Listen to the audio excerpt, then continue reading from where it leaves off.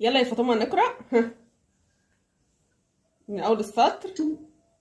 تنتج الكويت عسل السدر، وهو يعتبر من أجود أنواع العسل مقارنة بعسل الزهور وعسل المراعي والجبال. لا، وصلي لي الكلمتين دول ببعض. وعسلي. وعسل المراعي والجبال. ما ينفعش لما تكون جملة، ما ينفعش نقف في نص الجملة، لازم نوصل الكلام كله ببعض. كملي يلا. ولعسل السدر فوائد كثيرة، ممتازة. ولذلك يحرص على تناوله الكثير ممن ينشدون الصحة ويتميزون. لا غلط، ركزي في دي. ويتميز عسل السدر بطعمه المختلف عن بقية أنواع العسل. ممتازة. ويستخدم علاجا نافعا لكثير من الأمراض. ممتازة يا فاطمة، بطل. طلعي لي بقى، أنا عايزة فعل من الجملة دي. طلعي لي فعل.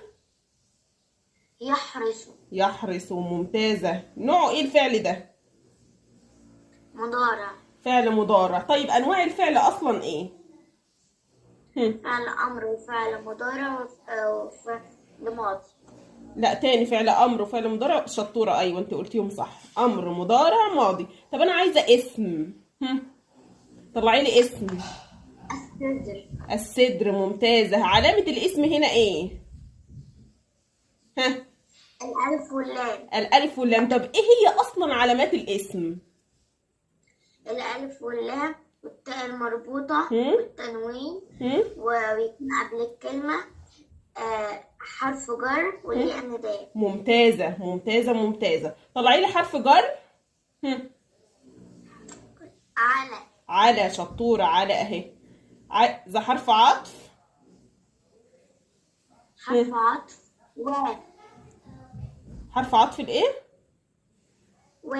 شطوره. ايه الواو؟ طلعي لي لام قمريه. عايزه لام قمريه. المختلف. ممتازة. المختلف فين؟ المختلف فين فين فين اهي. شطور. طب لام شمسية بقى. هم. الصحة.